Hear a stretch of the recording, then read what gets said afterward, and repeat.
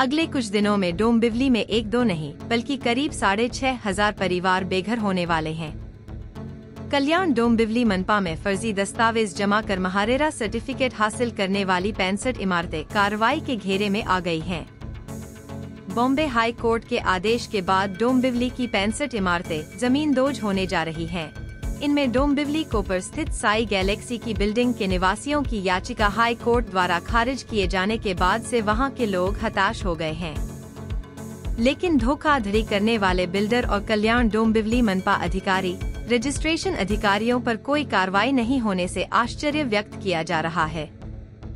रहिवासियों का कहना है कि हमने लाखों रुपए का कर्ज लिया, राष्ट्रीयकृत बैंकों ने हमें घर खरीदने के लिए कर्ज दिया, प्रधानमंत्री आवास योजना का लाभ दिया, मनपा को टैक्स का भुगतान किया। वे हमारी इमारतों को अनधिकृत घोषित करके हमें सड़कों पर लाने की कोशिश कर रहे हैं, लेकिन हमारे साथ धोखाधड़ी करने वाला बिल्डर खुलेआम घूम रहा है। निवासियों ने सरकार से न्याय की गुहार लगाई है।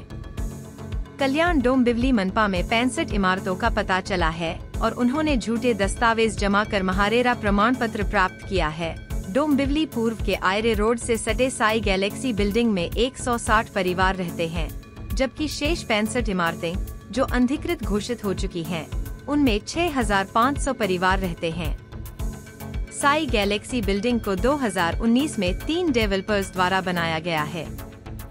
इसके बाद डेवलपर्स द्वारा निवासियों को आधिकारिक दस्तावेज देकर 32 से 34 लाख के बीच मकान बेचे गए हैं। 2023 में निवासियों को पहली बार नोटिस मिला कि ये घर अवैध हैं। इस बारे में मनपा में पूछताछ करने पर उन्हें ठोस जवाब नहीं दिया गया, लेकिन अब जब इस बिल्डिंग पर कार्रवाई की तलवार लटक रही है तो हम कहां जाएं? यह सवाल निवासियों ने उठाया है। निवासियों ने इस बात पर भी अफसोस जताया कि मुख्यमंत्री और उप मुख्यमंत्री को हम पर ध्यान देना चाहिए। मराठी लोगों का इस्तेमाल केवल राजनीति के लिए किया जा रहा है। कुछ महिलाएं अवाक थीं और उनकी आंखों से आंसू बह रहे थे।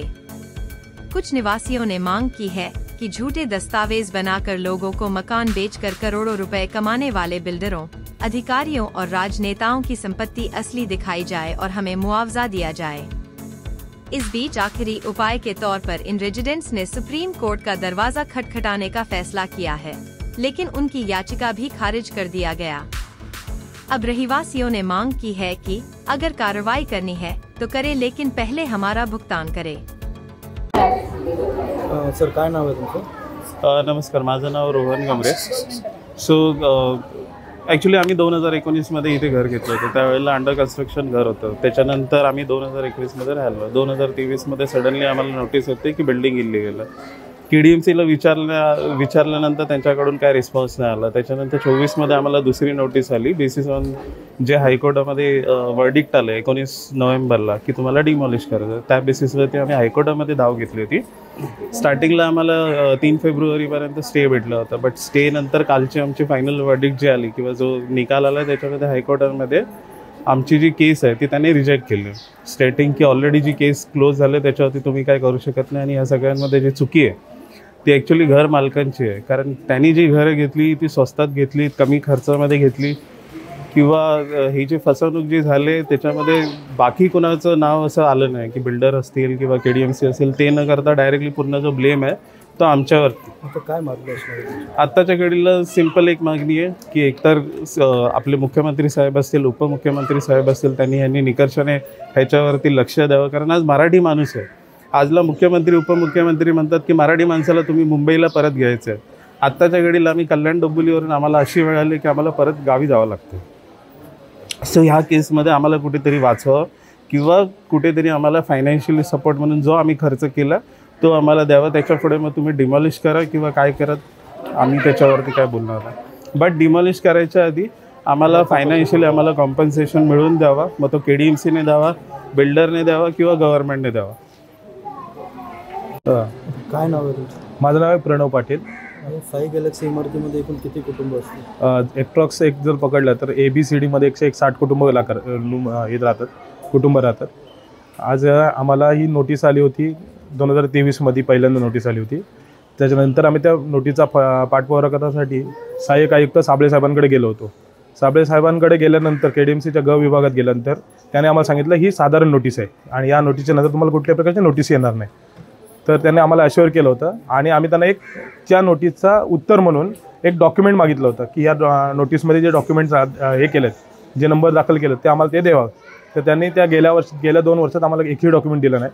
त्याच्यानंतर 2024मध्ये आम्हाला त्यांनी परत पुन्हा एक नोटीस पाठवली डिसेंबर 2024मध्ये. मग आम्ही त्या नोटीसवर जे हे डॉक्युमेंटचे नंबर दिले होते, ते कलम दिले होते, त्याची मागणी केल्यानंतर आम्हाला KDMCकडून अनधिकृत आम्ही 3 वेळा अर्ज केलं होतं. आम्ही एकदा वकिलाकडून पण अर्ज केला होता, पण सही शिक्का न देता त्यांनी अनऑफिशियली आम्हाला डॉक्युमेंट दिले आणि त्या डॉक्युमेंटमध्ये बिल्डरांवर 2018ला त्यांनी एक नोटीस हे केली होती की आम्हाला डॉक्युमेंट सादर करा या बिल्डिंगचे, जेव्हा ही अंडर कंस्ट्रक्शन होती. त्याच्यानंतर 2019मध्ये त्या बिल्डिंगचे डॉक्युमेंट सादर केले नाहीत म्हणून बिल्डरांवर मानपाडा पोलीस स्टेशन येथे कंप्लेंट दाखल झाली होती. त्याच्यानंतर मग 2020ला मी स्वतः रूम घेतले. म्हणजे तेव्हा पण आम्हाला बिल्डरांनी सांगितलं नाही की बाबा या रूमवर असा नोटीस आल्यात किंवा हे केलं आहे. ते आम्हाला न सांगता आम्हाला लिगलाईज दाखवलं, सगळं डॉक्युमेंट होईल. त्याच्यानंतर सगळ्यात महत्त्वाचा सरकारचा फ्रॉड केला आहे तो म्हणजे प्रधानमंत्री आवास योजना. आज माझ्या 160 कुटुंबापैकी 100 कुटुंबांना प्रधानमंत्री आवास योजना मिळाली आहे. मग ती जर आम्ही अनलिगल असेल तर मग ती प्रधानमंत्री आवास योजना आम्हाला कशी लागू झाली? ते सरकारी डॉक्युमेंट, सरकारी दस्तावेज तपासले गेले का?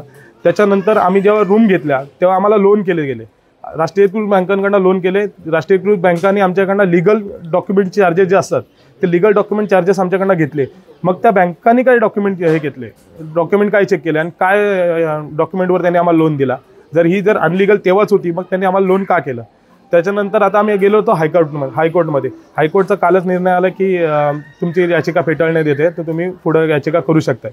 आम्ही नक्कीच पुढे जाऊ, पण आमचं असं म्हणणं आहे की ही बिल्डिंग टिकावी आणि या बिल्डिंग टिकण्यासाठी सगळ्यांना कंपल्शन जर झाला, जर माननीय हायकोर्ट जर हे करत असेल की त्यांच्या निर्णयावर ठाम असेल तर आम्हाला कंपल्शन द्या आणि बिल्डिंग खुशाल तोडू शकता. आम्हाला 160 कुटुंबांना बेघर होऊन देऊ नका. धन्यवाद.